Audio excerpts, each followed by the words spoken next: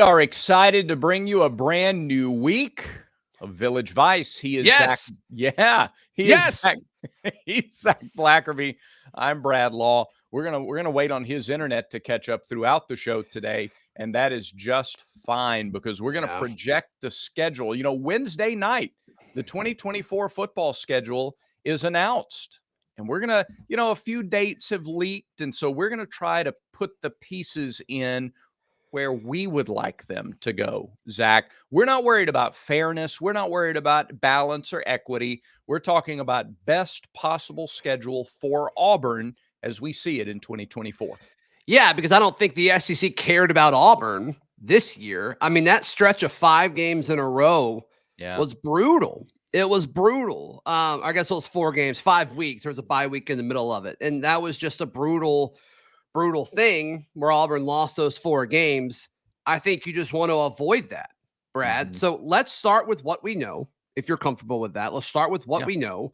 We know that we will, I guess we could in theory not open the season, but I'm guessing we will open the season September 7th. We will host Cal to finish up that one and that home and home, which I think Auburn fans are going to be looking forward to returning that favor. The following week, New Mexico Lobos come to town. And then October 5th, we go to Georgia. Mm-hmm. November 16th, we host ULM. There's a week in between ULM and then the Iron Bowl. So unless there's an open date, that would be kind of interesting. You'll be playing the non-con, then another SEC team, then the Iron Bowl. So my goal in all of this, Brad, is to avoid what happened a year ago, which was Auburn having to play the 4 of their top 5 toughest opponents all in a row. And so we know where Auburn's playing Georgia. We know where Auburn's playing Alabama. So those aren't going to be in that same stretch, which is good. Other than that, I just don't want to have to play Oklahoma and go to Missouri and Kentucky all in a row. That's really all I'm asking for. You're easy to please. Let's also reiterate a couple of other things that we know. We know that Auburn doesn't play Ole Miss or LSU. We know the road opponents, in addition to Georgia and Alabama, are Kentucky and Missouri, as you said. Sure. We know the home opponents in conference play are Oklahoma, Texas A&M, Vanderbilt, and Arkansas. Oklahoma, Arkansas, Texas A&M, and Vanderbilt. So you want to try to build back from the Iron Bowl, since we know, or at least according to now look, it's possible the leaks are wrong and we'll find out Wednesday, but let's assume, that leaks are correct and Alabama is November 30th and ULM is November 16th. What conference team do you slide in to November 23rd? This is a no-brainer, right? It's Vandy. Yeah, I think so. You host Vandy. And I think that's the most gimme game of all of the maybes or all of the unscheduled games so far. So I would say Vanderbilt. Yeah, I think so. And then that way you have ULM and Vandy back-to-back before you go to Tuscaloosa. It would make sense to get a home game, too, if you're just looking at projections. We saw the leak that Alabama, before hosting the Iron Bowl, is going to go to Oklahoma.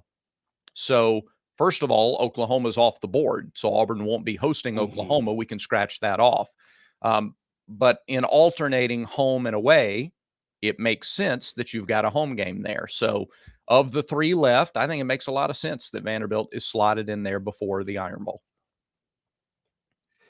Then I wonder if before that you put Auburn on the road and you have them either go to Kentucky or to Missouri, which selfishly, I want Kentucky as late in the schedule as possible, just because historically, over the last decade, since Stoops has been there, the team believes in itself a lot more at the start of the year, and they believe that they can be a favorite in the SEC East, which that'll go away next season because divisions are going away. But this is a team that they'll beat a Florida that's struggling, or they'll beat some team that's struggling, and they'll convince themselves in the locker room that they're something special because they're Kentucky and their measuring stick is way too short. So to me, the later you can play Kentucky in your slate of games, I think the more it benefits you, because it always seems like towards the end of November, it gets a little rocky for the Wildcats. So I think if we're building backwards, looking at Alabama and then maybe Vandy is what we're talking about, hosting Vandy, hosting ULM. I think I would put at Kentucky before that. So game 9 of the season, you would put in Lexington. What do you think of the logic there? Yeah, no, I think that makes a ton of sense. I mean, Missouri will lose some pieces, but Missouri is going to start the year as a top 20, 15. Yeah, maybe 15. Yeah. So I don't know where the goods. How close to Georgia do you want them right now? If you got Cal week 1, you've got New Mexico week 2. There's also missing. Do we know the 4th non-conference opponent? We know Cal, New Mexico, and ULM. Do we know the 4th non-con? I guess not. All right, so that's still up in the air. I hope it's not New Mexico State. I don't think that's a multi-year deal. I hope we never play them again, Brad. Auburn. Listen, no. Auburn wins that game 99 out of 100 times. It just happened to be the one that I get it. I just don't want to have to talk about it. I know. Whenever that happens again. That's fair. That's totally fair. You see New Mexico hired Bronco Mendenhall, by the way? I missed that. That's incredible. I love that. They hired Bronco Mendenhall, former BYU and Virginia head coach. Who else were they considering for that head coaching job? I don't know who they were actually considering. I had seen Brian Harson's name connected with the job. You're going to get a DM, Brad. You're going to get a DM. I was hoping upon hope. Oh, no. Somebody's going to message you. Let me tell you something. I extend the invitation, as I did in my response to the DM, to Coach Harsin to come on this show any time. It would not be ugly. It would not be disrespect. We would have a respectful, healthy 100%. discourse on this show. I believe it 100%, and that invitation is open anytime. So his name was mentioned in conjunction with the New Mexico job. Can you imagine what that game would have been like? Okay. So we have Cal and New Mexico week 1, week 2. We have the Final Four being at Kentucky, home to ULM, home to Vandy, and then at Alabama. You got to figure a bye week in there somewhere, but also we've seen some reports that Georgia is October 5th. That was game 5. So you have 2 games to fill before Georgia. Yeah. Assuming one of those, I think a bye week would make sense there. I'm with you on that. I want to spread out the road trips to Kentucky, and I want to spread and the road trip to Missouri. Yeah. And I don't hate if you go to Missouri shortly after Georgia, because as of right now, I don't feel confident about either of those games. And so let's just go ahead and kind of chalk that to a tough part of the schedule. But if we were going to perfectly space them out, we would need, which one I don't know if you actually can, but you would need to slide in the home game against Texas A&M somewhere around here. And I don't know why, Brad, but I've just got a feeling like opening conference play against Arkansas, like that feels like a good bet. I don't know why. Maybe because we've seen it before. I don't know. But that wouldn't shock me. That wouldn't shock me if hosting Arkansas early in the season would make sense. And I think that would benefit Auburn too. Yeah. I think that would benefit Auburn a ton. I mean, Arkansas is going to look extremely different with their quarterback and running back, the best 2 players on their team entering the portal. I would like to get Arkansas early. You'll put them in week 3 then, right after New Mexico, first conference game? I'm cool with it if you are. Okay. I like it. We'll send this to the schedule makers just to make sure they know where Auburn stands. I don't think we need to. I think Greg Sankey is a Village Vice superfan. Oh, that's a good point. He should be if he's not, by the way. I'm with you. All right. So that is subscribe button, people. Greg Sankey has. That's 8 games. You need somebody between Arkansas and Georgia. Do we go non-conference to be named later? Sure. In that spot? Okay. Whoever that is. Non-conference 4. All right. Now you need somebody after Georgia. You got 3 in a row now between Georgia and Kentucky on the road. You got to host Texas A&M. You got to host Oklahoma. And a bye week.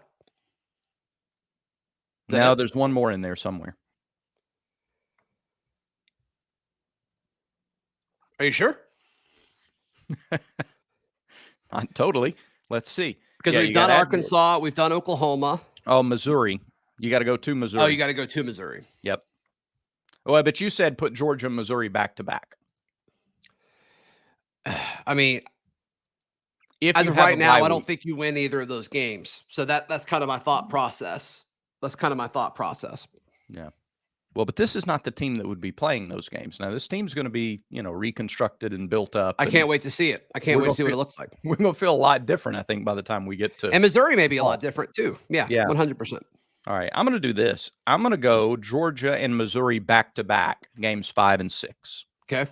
Whether there's a bye week after Missouri that would split it in half or a bye week before Missouri, we'll put those back to back. And now you got Texas A&M and Oklahoma back to back at home. I like that. Where did you put the bye week? Either between Georgia and Missouri or after Missouri. I would love it between Georgia and Missouri. Yeah. I would love that. Okay.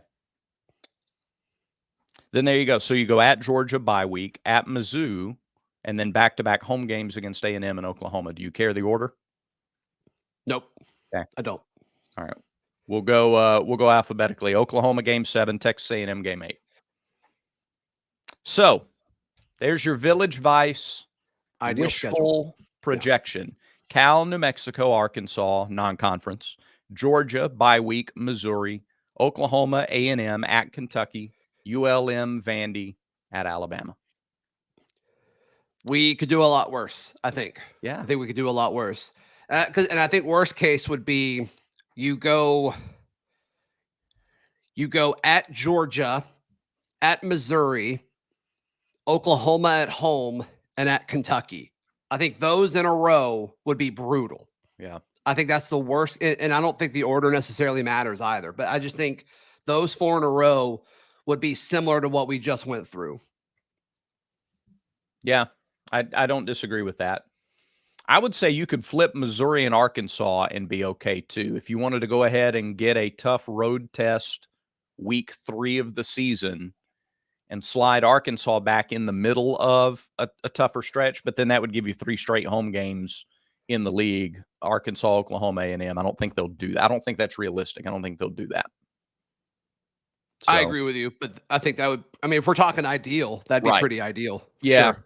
Yeah, that's true. I'm with you on that. What are we not thinking about? Let us know. I think this is going to be a really fun comments conversation because I think there are a lot of different angles from which you can look at this and have some fun with it. No question. No question. Other things you can have fun with. Winning money and mybookie.ag. You watch this show, you probably watch a ton of sports talk. Mybookie.ag is where you can capitalize on your sports knowledge. Mybookie.ag, you can bet on sports anywhere. Doesn't matter where you live. You just sign up at mybookie.ag and they'll take care of you. When you make that first deposit after you make your free account at mybookie.ag, use promo code NEXTROUND, and like magic, boop, boop, you got that money, just add it to your account. That's what that sound is. You'll hear it. Boop, boom, extra money. Use promo code NEXTROUND at mybookie.ag. Boop. We need to talk to those next round guys about increasing our sound effects budget so we could actually push a button and get the sound effect. I think that would add a lot to the show. We can do that, Brad. I have the equipment to do that. Yeah, I think we ought to do it. But why? I can just go boop. Well, it's pretty strong. Okay. Let me know what other. Let me know what other effects you want. I'll work on it. You're like the guy from Police Academy. That was a movie in the 80s, Police Academy. Had this guy that did all the sound effects himself. Never mind. You know what? We'll just move right along. Yeah, go ahead. A pretty quiet Portal weekend so far. Yeah, and they hosted some guys, and it seems like the trend continues to be emphasis on the offensive line, Brad. They talked to the kid from Georgia Southern. I'm not super fired up about him. I'm just going to be honest with you. And it doesn't seem like the interest is as polarizing as some of these other guys. But the guy that's in today, as we record this Sunday, Mac Pounders, off left tackle at Memphis. He only played left tackle last year. And I think he could start at left tackle. I think if you add him, it gives you the possibility of 2 things. One, you will have an intense battle at left tackle between him and Dylan Wade. Yeah. And best case, I think best case for Auburn is scooting Dylan Wade inside to guard. Yeah. And I think Mac Pounders, one, is an incredible name. I tweeted this out. The best offensive line name I have ever heard. Ever heard, Bradlaw. Mac Pounders, are you kidding me? Yeah, but he's a really good player, too. I spent Saturday morning watching his tape. I'm sold on this kid. And so whatever Auburn needs to do to get this guy, I'm all about it. I am all about Mac Pounders. I mean, King Dunlap was a pretty good name for an offensive lineman too. Pounders? But yeah, no, you're right. I know. I can't disagree with that. I really can't. Doesn't it excite you? Just stop for a minute. He's listed at 290 pounds, which is inaccurate. He's listed at 290 pounders. Oh, that's good. That's good, by the way. Internet's acting up. So sorry. That's all right. It's okay. I want you to think about the world we live in here for just a minute. Okay. This coach and this coaching staff and what they're trying to do with the offensive line. They didn't just say, look, we brought in 9 guys a year ago and most of them are back and we'll be fine. Nope. They understand that to win in the SEC, you must have an elite offensive line. And sure, you like your ability to recruit guys from high school and bring them on up. But if you can go get yourself a 6'6", 290-pounder, or if you can go get a 6'6", 320-pound guard who has power conference experience, do it. You have the pieces in the other rooms offensively. You still have a loaded tight end room. You're bringing in loads of talent at the wide receiver position. You got one of the best running back rooms in the country, certainly in the conference, and you have a quarterback who's perfectly capable of making plays and is very tough. You give him some guys to block, some elite guys to block. You're going to change your projections in a hurry. Yeah, and I think the offensive line, this newly put together offensive line from a year ago, I think it overachieved in 2023. And I think a lot of that had to do with the depth. And I think Auburn got lucky as far as like where they suffered injuries from. Like I think they're lucky it happened at center and you had Connor Lew ready to go. That happens at one of your tackles. I think it's a different conversation. It'd be interesting to see what they would have done. Yeah. But I love Xavier Miller. I think Xavier Miller played a year too early. I don't think they expected him to play last year, but he was just so impressive in fall camp. They had to play him. This is the year where they brought Xavier Miller in, is to play this season. And I think the fact that he's already got a full season of SEC play under his belt is huge for a kid like that. Dylan Wade, I think worst case is your guard or your left tackle. And then best case, you slot him into guard because you find another tackle that wants to work. I think that's incredible. Connor Lew's a future NFL center and may have a long career. There's just a lot to like, Brad. And the fact that Jeremiah Wright was Auburn's best offensive lineman 2 seasons ago, and now he might be the 5th or 6th best offensive lineman. I think that's kind of a testament as far as what they've done so far. No, you said it. Depth is the key. And Xavier Miller wasn't 100% all year. Cam Stutz wasn't 100% all year, but because they had the depth to be able to do some load management on those guys at certain points throughout the year, even if it was for a series or for a quarter, so they didn't have to go out and play 75 snaps, but they could play 60 or 55 in a game. That's what the depth does for you, and that's why for the last 3-4 years, when there was wringing of hands, it was because there's just not the depth on the offensive line. You might have been okay with your first 5. But the guys behind them, you didn't have it. And this staff understands that you can't sit at the table and play the game without quality depth on the offensive line in this conference. And they know it, and they're targeting it, and they're getting it. Yeah, that room has changed quicker than I thought it would. And that's just a testament to what this coaching staff has done and on the victory and everybody that's affiliated with that. So that's right. Hey, breaking news. You see this? Auburn just scored against Indiana again. Let's talk basketball in just a second. All right. Yeah, man, that was fun. Speaking of fun, our friends at Manscaped, they are the very best in men's grooming. And right now, when you use promo code VICE, like Village Vice, VICE, you're going to get 20% off plus free shipping. And right now, the Lawnmower 5.0 is coming in the best Holiday Bundle, the Performance Package 5.0 Ultra. It's the ultimate bundle for the man who deserves it all. Not only do you get the Lawnmower 5.0 Ultra, but you're going to get 2 free gifts as well. Manscaped's Boxers 2.0 Premium Underwear and the Shed 2.0 Toiletry Bag. So listen, next time you're ready to sing, "Oh Come All You Faithful," make sure you feel joyful and triumphant with our friends at Manscaped. Use the promo code VICE to get 20% off plus free shipping, Zach. All right.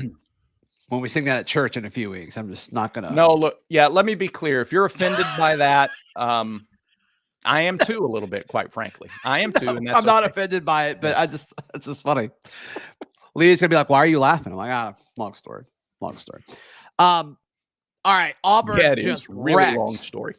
Oh, longer for some of us than others. So when you look at what Auburn did against Indiana, probably the best 2 halves of basketball in the last several seasons. I mean, 2 50-plus point halves is really hard to do against anybody, but especially in a neutral location against a team that's trending towards the tournament, a P5 team in Indiana they were 7-1 entering the game. Like that's a big quality win, Bradlaw. It is. They had just beaten Michigan on the road. They already beat Maryland. So they were 2-0 in their conference already. We talked Friday about how they wanted to pound it inside. They wanted to play a slower tempo game, big, physical. They want to try to get Auburn's guys in foul trouble. And they just weren't able to do that. Auburn had 3 turnovers. The 3rd turnover came on a shot clock violation because Auburn was running out the clock late. And like the 3 that Jalen Harper took with 1 second on the shot clock didn't draw iron. So technically that's a shot clock violation. Had that not happened, Auburn would have set a new school record for fewest turnovers in a game. So they played clean. They hit their free throws. And obviously the shooting was much better. I mean, it's tough to find a lot to nitpick coming out of that game. It was sensational.